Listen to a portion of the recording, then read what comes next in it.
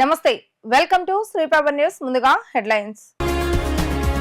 ఉభయ సభలను ఉద్దేశించి ప్రసంగించిన governor Abdul Nazeer, visionary leader Chandrababu Naidu నాయకత్వంలో రాష్ట్రం సర్వతోముఖ అభివృద్ధికి ప్రభుత్వం కట్టుబడి ఉందని వ్యాఖ్య. ముఖ్యమంత్రి చంద్రబాబు నాయుడు అధ్యక్షతన ఎన్డీఏ శాసనసభాపక్ష ఎమ్మెల్యేల సమావేశం. ఆంధ్రప్రదేశ్ లో శాంతి భద్రతలకు విఘాతం కలిగించేలా వ్యవహరించవద్దంటూ ఎమ్మెల్యేలకు సీఎం సూచన. అసెంబ్లీకి నల్ల కండువాలు ప్లక్కార్డులతో వచ్చిన వైసీపీ అధినేత జగన్, వైసీపీ సభ్యులు. అసెంబ్లీ గేట్ వద్ద పోలీసులతో జగన్ వాగ్వివాదం. విజనరీ లీడర్ చంద్రబాబు నాయుడు నాయకత్వంలో రాష్ట్రం సర్వతోముఖ అభివృద్ధికి ప్రభుత్వం కట్టుబడి ఉందని గవర్నర్ అబ్దుల్ నజీర్ అన్నారు. రాష్ట్ర విభజనతో నవ్యాంధ్రకు నష్టం వాటిల్లిందని, అలాంటి స్థితిలో అన్ని రంగాల అభివృద్ధికి చంద్రబాబు నాయుడు తీవ్రంగా కృషి చేస్తున్నారని గుర్తు చేశారు. 2014 నుంచి 2019 వరకు రాష్ట్రానికి పెట్టుబడుల వరద కొనసాగిందని అన్నారు. రాజధాని నిర్మాణానికి అపూర్వ కృషి సాగిందని, 2019లో వైసీపీ అధికారంలోకి వచ్చాక అన్ని రంగాలు దెబ్బతిన్నాయని ఆయన పేర్కొన్నారు. శాసనసభ సమావేశాల ప్రారంభం సందర్భంగా ఉభయ సభలను ఉద్దేశించి గవర్నర్ అబ్దుల్ నజీర్ ప్రసంగించారు. ఈ సందర్భంగా ఆయన మాట్లాడుతూ, విభజన వల్ల ఆంధ్రప్రదేశ్ కు నష్టం ఏర్పడిందని, ఆంధ్రప్రదేశ్ సమ్మిళిత అభివృద్ధికి ప్రభుత్వం కట్టుబడి ఉందని పేర్కొన్నారు. కొత్తగా ఎన్నికైన సభ్యులకు ధన్యవాదాలు, కూటమి ప్రభుత్వానికి శుభాకాంక్షలు తెలిపారు. చంద్రబాబు నాయుడు విజనరీ నాయకుడు అని, 2014లో ఏపీ అభివృద్ధికి ఆయన తీవ్రంగా కృషి చేశారని గవర్నర్ గుర్తు చేసుకున్నారు. 2014 నుంచి 2019 వరకు రాష్ట్రంలో పెట్టుబడుల వరద కొనసాగిందని అన్నారు. అనేక సంస్థలు రాష్ట్రంలో పెట్టుబడులకు ముందుకొచ్చాయని, రాజధాని నిర్మాణానికి చంద్రబాబు నాయుడు ఎంతో కృషి చేశారని కొనియాడారు. 2019లో వైఎస్ఆర్సీపీ ప్రభుత్వం అధికారంలోకి వచ్చినప్పటి నుంచి రాష్ట్రంలో అన్ని రంగాలు నష్టం చవిచూశాయని అన్నారు. చంద్రబాబు నాయుడు హయాంలో వచ్చిన పెట్టుబడిదారులు వెనక్కి వెళ్లారని తెలిపారు. 2019 నుంచి 2024 మధ్య కాలంలో రాష్ట్రం అప్పుల ఊబిలోకి వెళ్లిపోయిందని పేర్కొన్నారు. Rate of ₹5 and supply of free sand. My government will initiate other important measures also.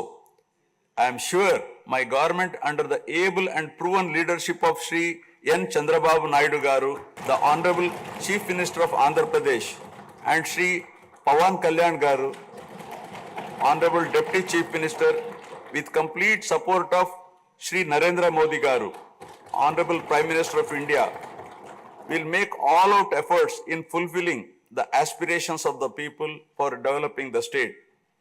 Initiating the process, the Honorable Chief Minister visited New Delhi to meet the Honorable Prime Minister and other union ministers concerned and apprise them of the grim financial situation.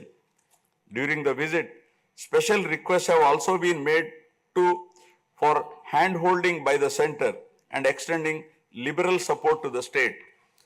I appeal to the people of the state to understand the current alarming financial situation and cooperate with the government in rebuilding the state. The massive destruction which resulted in huge loss of natural resource base and human value system really makes the reconstruction process difficult and time-taking one. To assess the complete loss, plan for resource mobilization and development is a cumbersome task. It requires collective thinking, extensive discussions with intelligentsia and academicians to explore ways to overcome the current crisis. It also involves finding ways to restart the entire development ecosystem through short, medium and long-term plans in the light of the new development paradigm of Viksit Bharat at 2047. The extent of real damage done to Andhra Pradesh in the last 5 years had not come in public discourse thus far. The misgovernance from 2019 to 24 created a trust deficit with regulatory authorities and damaged the brand of AP amongst investors. Assembly committee హాల్లో ముఖ్యమంత్రి చంద్రబాబు నాయుడు అధ్యక్షతన NDA శాసనసభ పక్ష సమావేశం జరిగింది. దీనికి పవన్ కళ్యాణ్ తో సహా ఎమ్మెల్యేలు, మంత్రులు హాజరయ్యారు. అసెంబ్లీ సమావేశాల్లో అనుసరించవలసిన వ్యూహాలు, ప్రస్తావించవలసిన అంశాలపై కసరత్తు చేశారు. ఈ సందర్భంగా సీఎం చంద్రబాబు నాయుడు వారికి కీలక సూచనలు చేశారు. ఆంధ్రప్రదేశ్ లో శాంతి భద్రతలకు విఘాతం కలిగించేలా వ్యవహరించవద్దంటూ ఎమ్మెల్యేలకు చంద్రబాబు నాయుడు స్పష్టం చేశారు.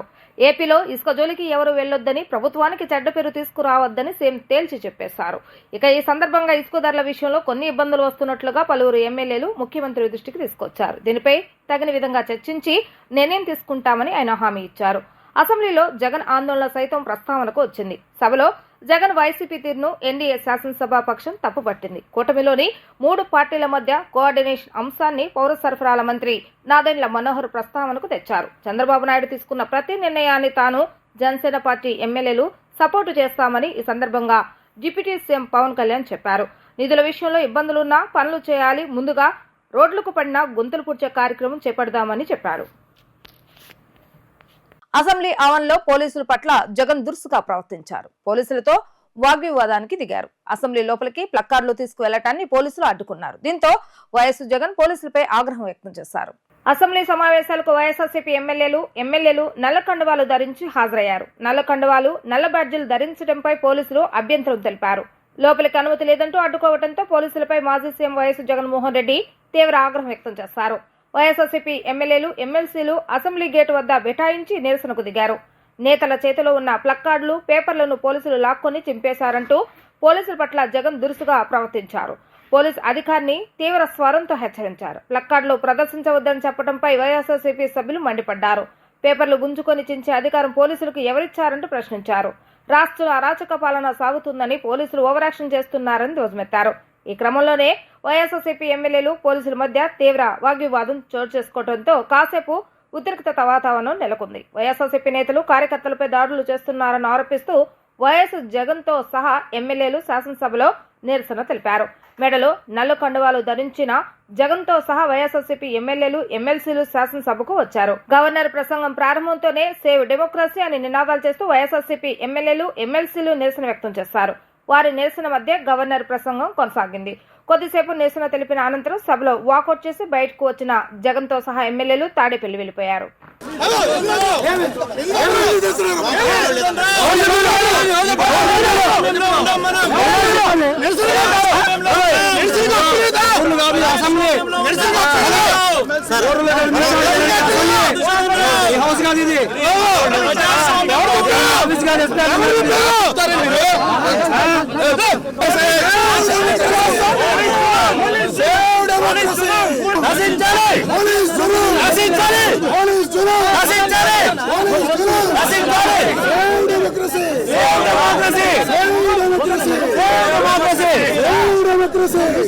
పంపిరండి చెప్పండి, మేము వెళ్ళిపోతాం.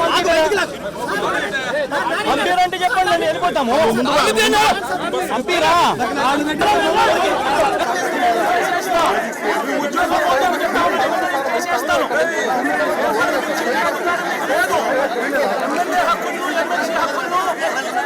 పరిరక్షించే బాధ్యత మీదే.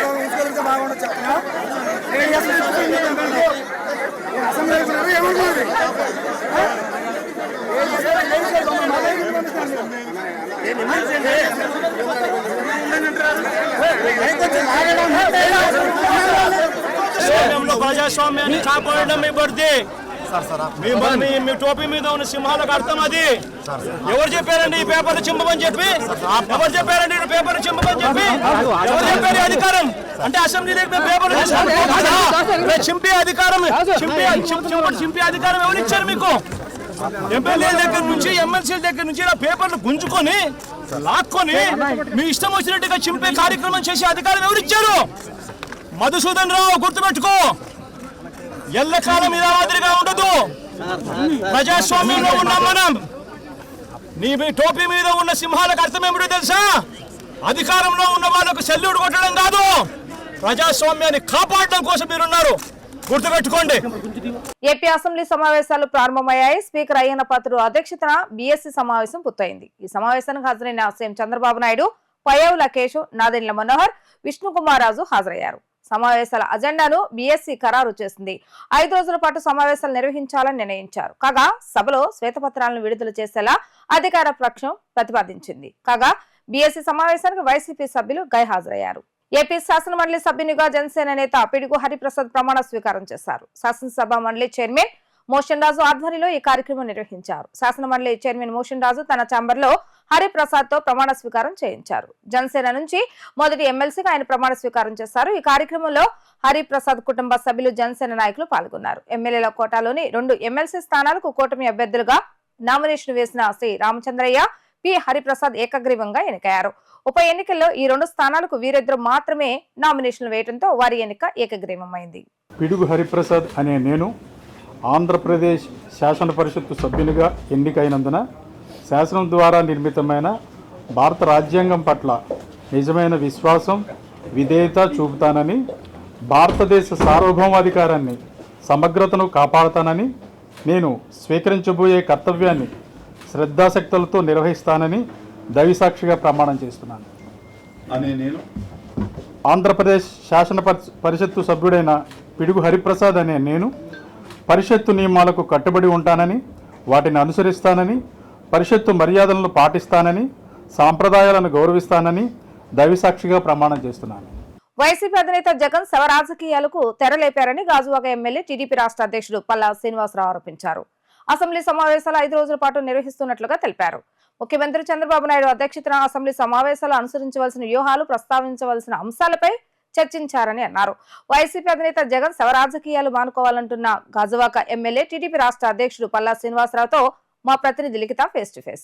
మొదటి రోజు అసెంబ్లీ సమావేశాలు రసబసగా సాగాయని చెప్పుకోవచ్చు. మాజీ ముఖ్యమంత్రి జగన్ ఏదైతే ఉందో శాంతి భద్రతలకు విఘాతం కలుగుతుందని చెప్పి కూడా గవర్నర్ ప్రసంగాన్ని అడ్డుకుంటూ కూడా వాకౌట్ చేసిన పరిస్థితి మనం చూసాం. ఇక ఇదే అంశంపై మనతో మాట్లాడటానికి గాజువాక ఎమ్మెల్యే అదేవిధంగా టీడీపీ రాష్ట్ర అధ్యక్షులు పల్లా శ్రీనివాస్ ఉన్నారు. ఆయన అడిగి తెలుసుకుందాం. సార్ చెప్పండి, మాజీ ముఖ్యమంత్రి చేసిన తీరు అసలు సభ్య సమాజం తలదించుకునే విధంగా ఉంది. అదేవిధంగా గత 5 సంవత్సరాలుగా ఎన్నో అరాచకాలు చూసినప్పుడు ఈ 45 రోజులు 36 రాజకీయ హత్యలు చేశారని చెప్పి కూడా ఒక కామెంట్ చేశారు. దీన్ని మీరు ఎలా చూస్తారు? ఏదైతే గవర్నర్ గారు స్పీచ్ అడ్డుకోవడం చాలా దారుణం అండి. మనకి అందరూ కూడా గమనించాల్సిన ఒక విషయం, జగన్మోహన్ రెడ్డి గారికి ప్రతిపక్ష హోదా లేకపోయినప్పటికీ కూడా ప్రజాస్వామ్య విలువలను కాపాడుతూ ముఖ్యమంత్రి గారైనటువంటి చంద్రబాబు నాయుడు గారు ఆయనకి ప్రతిపక్ష హోదా కల్పించారు. సో ఆ ప్రతిపక్ష హోదా కల్పించిన తర్వాత ఆయన అసెంబ్లీనే వేదికగా చేసుకొని మాట్లాడాల్సిన అవసరం ఉంది. ఆయన ఏం చేస్తున్నట్టే అసెంబ్లీలో ఏ రోజు కూడా ఆయన మాట్లాడకుండా ఆ ఉన్న 11 మందితో ఎందుకు ఇక్కడ ఉండడం అని చెప్పేసి గొడవ చేసుకుంటూ వెళ్ళిపోయారు. నాకు తెలిసి మిగతా రోజులు కూడా రారు చూడండి. ఎందుకంటే ఈ నాయకుడు అన్నవారికి గెలిచినప్పుడు మనం ఎంత హుందాగా ఉన్నాం, ఓడిపోయినప్పుడు కూడా దాన్ని ఆ విధంగానే తీసుకోవాల్సినటువంటి అవసరం ఉంది. ఆ హుందాతనం మెయింటైన్ చేయాలి. ఎందుకంటే ఇక్కడ ఎవరు శత్రువు కాదు, విధానపరమైనటువంటి ఆలోచనతో విభేదిస్తూ ఉంటాం. మనం ప్రత్యర్థులు మాత్రమే. నువ్వు ప్రత్యర్థిగా భావించి అసెంబ్లీలోకి వచ్చి మీకు ఇచ్చినటువంటి ఆ గౌరవాన్ని తీసుకొని ఆ అసెంబ్లీ వేదికగా మాట్లాడితే బాగుంటుంది అనేది మా ఉద్దేశం. మా తెలిసి జగన్మోహన్ రెడ్డికి అంత పరిణతి చెందినటువంటి నాయకుడు కాదు, బహుశా రాడనే మేము అనుకుంటున్నామండి. సార్, ఇటు ఢిల్లీలో ధర్నా చేస్తారు అని కూడా ఒక వ్యాఖ్య చేశారు. అదేవిధంగా వచ్చే దారిలో ప్లకార్డులు చించేసిన పోలీసులపై కూడా ఆయన ఆగ్రహం వ్యక్తం చేశారు. అదేవిధంగా గవర్నర్ స్పీచ్ ఇస్తుంటే చించేసి ఆయన మొహాన్ని కూడా వేశారు. ఇది ఎలా చూస్తారు? ఈరోజు అసెంబ్లీలో గవర్నర్ గారికి గౌరవం ఇవ్వాల్సినటువంటి అవసరం ఉంది. ఆ గౌరవంకి భంగం కలిగించేటట్టుగా ఆయనకి, ఎందుకంటే గవర్నర్ గారు అంటే పార్టీలకు అతీతంగా ఉన్నటువంటి వ్యక్తి. ఆయన చదివేటప్పుడు ఆ గౌరవం మనం ఇవ్వాలి. ప్రతిపక్ష నేత కూడా అది గమనించాలి. అది గమనించకంట ఆయన ఏదో గొడవ చేద్దామని ఆ ప్లకార్డులు పట్టుకుని రావడం జరిగిందండి. మేము ఒకటే అంటున్నాం, హత్యలు చేసే 36 రోజులైంది గవర్నమెంట్ ఫామ్ అయ్యి. ఆయన వచ్చి ఇది వ్యక్తిగత కక్షలతో జరిగినటువంటి దాన్ని తీసుకొచ్చి పార్టీకి పులుస్తున్నారు. మేము ఒకటే అడుగుతున్నాం, అసలు మీరు ఈరోజు గవర్నర్ స్పీచ్ అడ్డుకోవడం కానీ లేపు ఢిల్లీలో వెళ్ళి ఆ ధర్నా చేస్తామనడం దేనికి సంకేతం అని అడుగుతున్నా. అసలు శవ రాజకీయాలు చేస్తుంది జగన్మోహన్ రెడ్డి గారే. ఎందుకంటే మీరు చూడండి, ఆ పార్టీ మూలాలు చూడండి. ఆ పార్టీ ఎప్పుడు స్థాపించారండి? వాళ్ళ నాన్నగారు చనిపోయిన తర్వాత శవం అక్కడ ఉంటుండే కానీ నాకు ముఖ్యమంత్రి కావాలన్నారు. ఆ రోజు కాంగ్రెస్ పార్టీ ఇవ్వకపోయేసరికి ఈయన వచ్చి కొత్తగా పార్టీ పెట్టుకున్నారు. శవాల పునాదులపైన స్టార్ట్ చేసినటువంటి పార్టీ అది. తర్వాత ఏం చేసింది, 2019లో వాళ్ళ బాబాయిని హత్య చేసి చంద్రబాబు నాయుడు గారు చంపారని చెప్పి మళ్ళీ అధికారంకి వచ్చారు. మళ్ళీ శవ రాజకీయాలు. మళ్ళీ ఇప్పుడు ప్రతిపక్ష నేత కింద ఏం చేస్తున్నాడండి, ఎవరో వ్యక్తిగత కక్షలతో చేసుకుని దాన్ని తీసుకొచ్చి పార్టీతో ముడేస్తున్నారు. శవక రాజకీయాలు చేయడం మానుకోవాలని చెప్పి జగన్మోహన్ రెడ్డి గారికి మేము తెలియజేస్తున్నాం. సార్, ఈ అసెంబ్లీ సమావేశాలు ఎన్ని రోజులు ఉండబోతున్నాయి? ప్రధానంగా ఏ అంశాలు చర్చకు రాబోతున్నాయి? ఏమన్నా అంటే టీడీఎల్పీ మీటింగ్లో కూడా చంద్రబాబు చాలా విషయాలు ప్రస్తావించారు. అసలు ఏ అంశాలు ప్రస్తావించారు ఏంటి? అంటే బహుశా 5 రోజులు జరుగుతుందండి. ఈరోజు మొదటి రోజు గవర్నర్స్ గారు ప్రసంగం, రెండో రోజు ఓట్ ఆన్ అకౌంట్ బడ్జెట్ ప్రవేశపెడతారు అనుకుంటున్నాం. ప్రశ్నోత్తరాలు ఉంటాయి అన్ని రోజుల్లో. అదే మిగతా 3 రోజులు కూడా వైట్ పేపర్ రిలీజ్ చేద్దాం ఈ దోపిడీ మీద, వైఎస్ఆర్సీపీ దోపిడీ మీద.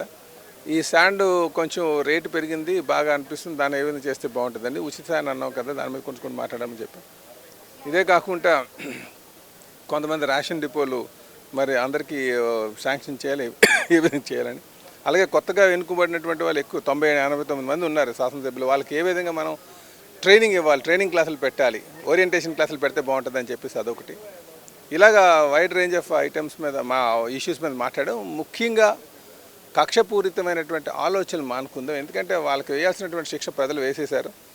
ఎప్పుడు కూడా మనం విధానపరమైనటువంటి నిర్ణయాల మీద డిస్కస్ చేసుకుని ముందుకు వెళ్ళాలి తప్ప ఏదో వాళ్ళు మనల్ని కొట్టారు కనుక మళ్ళీ మనం తిరిగి కొట్టడం అనో, లేకపోతే మనల్ని జైల్లో పెట్టారు కనుక మనం వాళ్ళు జైల్లో పెట్టడం అనేది ఈ కక్షపూరితమైనటువంటి రాజకీయాలకు స్వస్తి పలకాలి. నిర్మాణాత్మకమైనటువంటి ఆలోచన చేయాలి. అసెంబ్లీని ఆ వేదికగా వాడుకోవాలి. ఈ రాష్ట్రాన్ని మళ్ళీ పునర్నిర్మాణం చేయాలన్న ఆలోచన తెలియదు.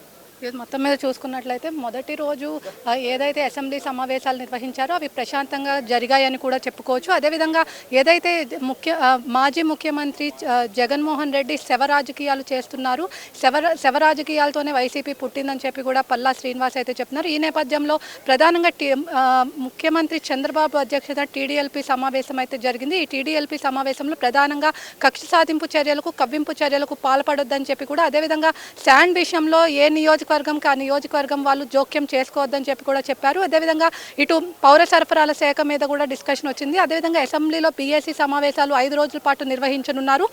ఈ 5 రోజులతో పాటు ఏదైతే శాంతి భద్రతలు ఎక్సైజ్ శాఖ మీద కూడా శ్వేతపత్రాలు రిలీజ్ చేస్తారని చెప్పి కూడా ఇటు పల్లా శ్రీనివాస్ అయితే చెప్తున్నారు. ఇది ఇక్కడ ఉన్న పరిస్థితి. వీడియో జర్నలిస్ట్ అఖిల్తో లిఖిత. తెలుగు రాష్ట్రాల్లో మరో 3 రోజుల పాటు వర్షాలు కురుస్తాయని వాతావరణ శాఖ తెలిపింది. అయితే కొన్ని జిల్లాల్లో మాత్రం భారీ వర్షాలు కురుస్తాయని పేర్కొంది. తెలుగు రాష్ట్రాల వర్షం కాస్త తగ్గింది, కానీ వరద ముంపు ఇంకా అలాగే ఉంది. గోదావరి మొహంగ్రంగానే ఉరకలేస్తుంది. ఇప్పటికే వరదల టీఎంసీల నీరు వృధాగా సముద్ర పాలైంది. అటు కృష్ణా ప్రాజెక్టులకు నెమ్మదిగా జలకలొస్తుంది. ఒడిశా తీర ప్రాంతంలో ఏర్పడిన అల్పపీడనం ఛత్తీస్గఢ్ మీదుగా కొనసాగుతుంది. అల్పపీడనం ప్రభావం ఉపరితల ద్రోణి కారణంగా ఆంధ్రప్రదేశ్ యానంలో మరో 3 రోజుల పాటు వర్షాలుంటాయి. కోస్తా ఆంధ్రలోని పలు జిల్లాల్లో తేలికపాటి నుంచి మోస్తారు వర్షాలుంటాయని తెలిపింది. 1-2 చోట్ల ఉరుములు మెరుపులతో కూడిన వర్షాలు పడతాయని తెలిపింది. తీరం వెంబడి బలమైన ఈదురుగాలు వీచే అవకాశం ఉందని, మత్స్యకారులు వేటకు వెళ్లొద్దని హెచ్చరించారు. అటు రాయలసీమ జిల్లాల్లోనూ తేలికపాటి నుంచి మోస్తారు వర్షాలు ఉంటాయని సూచిస్తున్నారు వాతావరణ శాఖ. గత 45 రోజులుగా ఏపీలో రాజకీయ హత్యలు, దాడులు జరుగుతున్నాయని గవర్నర్ అబ్దుల్ నజీర్కు ఫిర్యాదు చేశారు వైఎస్ జగన్. దెబ్బతిన్న లా అండ్ ఆర్డర్ను పునరుద్ధరించేందుకు చర్యలు తీసుకోవాలని ఆయన కోరారు. వైసీపీ అధినేత మాజీ సీఎం జగన్ విజయవాడలోని రాజ్భవన్ లో గవర్నర్ అబ్దుల్ నజీర్ ను కలిశారు. ఏపీలో కూటమి ప్రభుత్వ పాలన మొదలైనప్పటి నుంచి గత 45 రోజులుగా రాష్ట్రంలో హత్యలు, దాడులు జరుగుతున్నాయని జగన్ గవర్నర్ కు ఫిర్యాదు చేశారు. గతంలో ఎన్నడూ లేనంతగా రాష్ట్రంలో శాంతి భద్రతలు క్షీణించాయని ఆందోళన వ్యక్తం చేశారు. ఇటీవల వినుకొండలో జరిగిన రషీద్ అనే యువకుడి హత్య ఘటన, పుంగనూరులో ఎంపీ మిథున్ రెడ్డిపై రాళ్లదాడి, ఇతర సంఘటనలను జగన్ గవర్నర్ కు వివరించారు. ఆయా ఘటనలకు సంబంధించిన ఫోటోలు, వీడియోలను కూడా గవర్నర్ కు అందజేశారు. రాష్ట్రంలో దెబ్బతిన్న లా అండ్ ఆర్డర్ ను పునరుద్ధరించేందుకు గవర్నర్ చర్యలు తీసుకోవాలని కోరారు. వార్తలు ముగించే ముందు హెడ్లైన్స్ మరొకసారి. ఉభయ సభలను ఉద్దేశించి ప్రసంగించిన governor Abdul Nazeer, visionary leader Chandrababu Naidu నాయకత్వంలో రాష్ట్రం సర్వతోముఖ అభివృద్ధికి ప్రభుత్వం కట్టుబడి ఉందని వ్యాఖ్య. ముఖ్యమంత్రి చంద్రబాబు నాయుడు అధ్యక్షతన ఎన్డీఏ శాసనసభాపక్ష ఎమ్మెల్యేల సమావేశం. ఆంధ్రప్రదేశ్ లో శాంతి భద్రతలకు విఘాతం కలిగించేలా వ్యవహరించవద్దంటూ ఎమ్మెల్యేలకు సీఎం సూచన. అసెంబ్లీకి నల్ల కండువాలు, ప్లక్కార్డులతో వచ్చిన వైసీపీ అధినేత జగన్, వైసీపీ సభ్యులు. అసెంబ్లీ గేట్ వద్ద పోలీసులతో జగన్ వాగ్వివాదం. ఇవి రోజు వార్తా విశేషాలు. మరలా 3 ప్రసారమయ్యే వార్తలో మళ్ళీ కలుద్దాం. అంతవరకు సెలవు. నమస్కారం.